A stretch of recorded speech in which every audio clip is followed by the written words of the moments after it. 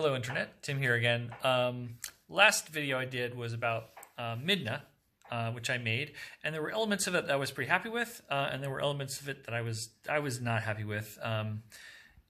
So I decided that I would do it over after I got some new tools, and I tried a few different things, and I think the end result turned out pretty good. So yeah, I'm going to talk about some of the things that that I did differently and how. So here they are side by side for comparison, and you can see right away this is the new one, and she looks a lot more feminine, and that was an intentional choice. When I made first of all, the first thing is I started with her face because I was not happy with this face. The first thing I did was make the face shape. I spent a lot of time getting the nose right, and the eyes and the lips, and just the overall shape and how it works from different angles. So, and I think this is where the tools I got came in handy. So I watched a Clay Claim video where he talks about his different tools and how important they are. And one of the things was this little, what he called an eye making tool. It's a little metal tool with a ball on the end. And the other, on the other side of these, is these silicone tips, especially this one right here with the one that comes to a kind of a line at the end, a bar, and kind of like a wedge shaped.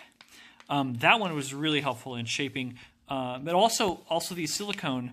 The clay does not stick to it, and so it's really good for blending. So I was able to do a lot of work putting two pieces of clay together and then getting them to mesh together.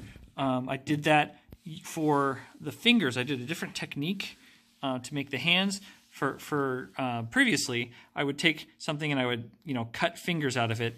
Well, those actually fell off. But for this, I actually rolled the fingers separately from the rest of the hand. And I was able to use that to put them in different positions. You'll notice I also have a different body position or a different arm position. That was facilitated by this right here, which is aluminum wire. Before I had just been using baling wire that I had around the house from putting together fences. This stuff is a lot softer. It's easier to bend with your fingers. It's easier to rebend. So I was able to work with the arm position a lot more, and get the proportions of legs to body to shoulders. Her shoulders are really wide. I made hers pretty narrow. Also, I thought I was, I guess I was being a little bit shy about breast size and hip shape and stuff like that. I thought I was like, ooh, I'm making a feminine figure. But it turns out I was not doing that nearly to the extent that I should. So I kind of, I erred on the side of very feminine here. And I think I really like the result. So you can see, the shape of the leg here is okay. But this is a much more feminine look that I have on her, so I really like that. I guess another thing I did. So one thing I really liked was this skirt pattern, and so I kind of did the same thing here. One thing I regret on this one, I didn't think about it. I did think about it on this one, is I flared out the cloak before I fired it and made it so that you could see more of the skirt and just around her. And on her, this one, the skirt is actually it's very flat. Part of this is because I laid it down to work on it, but then I didn't subsequently flare it out, and so you can't really see. Basically, I did a similar pattern to this on this skirt, but you'll never see it. You kind of can glance it right there. So anyway, that was different. Let's see. Oh, I did a different. Yeah, I was just. The faces. I started with that. I used the eye making tool. I used all that stuff. All of the eye stuff. There is no paint. This is all just clay, and so I was able to get, make a little divot for the different color eyes, and I just kind of layered. So I started with black in there, and then I went to yellow, and then orange, and then red, and then black. Whereas here I just I think I just painted on the eyes, and I just drew it on later. I think I was gonna put some purple for eyeshadow, but I don't. I think it's fine the way it is. Yeah. Anyway, the other change I did was the hair. I mixed in, but not all the way. I mixed in yellow and red into the orange, and that really brings out, you know, the coloration, the varying coloration that she does have. And then I paid a little more attention to, and I kind of made the hair fall around her in a more natural way, even if it doesn't quite match the pictures as well, although I think it still does. Yeah, these are the pictures I was going off of for reference, as well as some online that I showed in the other video. One thing that was really cool is this book. So these are Zelda art books. This one has a really neat pattern for the back of the cloak, and so I liked this, but I kind of sketched it and kind of. I think it was off of the figure, the other figure I saw online. This one I based it off of that book drawing, and that turned out really well.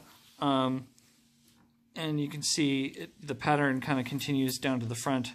I do like the little symbols I was drawing here on her cloak that go down, but I guess I didn't. I considered adding something like that, but I didn't think it was necessary. I wanted to stick with the pattern that I saw there. So yeah, I guess another thing was that I did not count on a simple clay firing to mold the feet to the stand.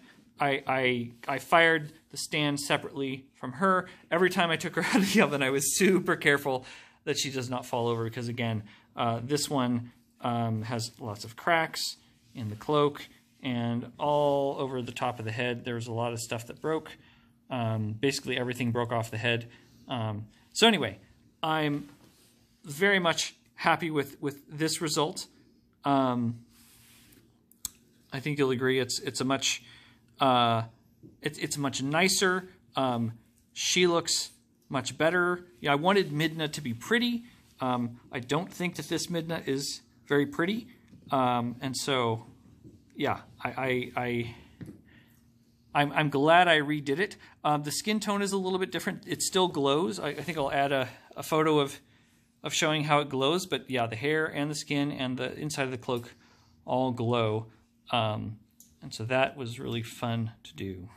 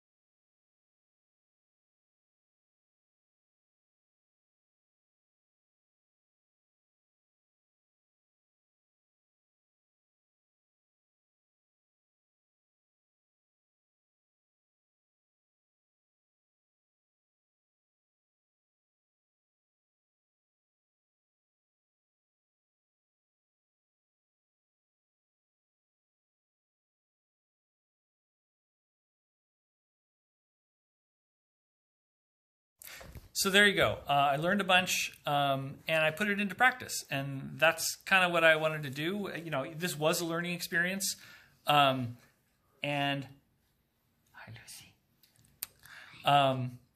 Lucy, do you like this Midna? Yes. Is she very pretty? Yeah. Really cool to look at. So anyway, I'll see you next time. Bye.